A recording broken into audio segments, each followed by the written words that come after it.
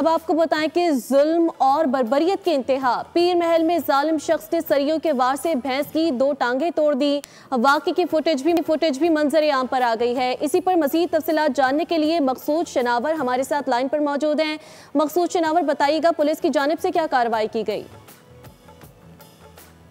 बिल्कुल, ये इंतहाई अफसोसनाक वाक़या जो है वो पीर महल के इलाका जो थाना अरवती है उसके गाँव में पेश आया है।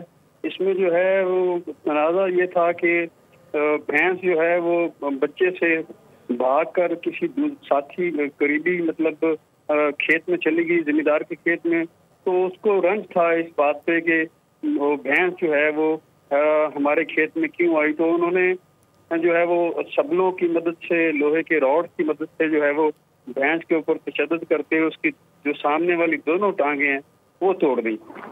तो जिसकी वजह से जो है वो डिस्ट्रिक्ट पुलिस ऑफिसर उन्होंने एक्शन लिया उसके ऊपर, और उसके ऊपर मुकदमा जो है वो 3 लोगों के ऊपर मुकदमा दर्ज कर दिया, और उसके अलावा 4 नामालूम लोग हैं इस मुकदमे में। जी मकसूद, तफसीलात से आपने आगाह किया, शुक्रिया। सब्सक्राइब करें और बेल दबाएं ताकि कोई खबर रह न जाए।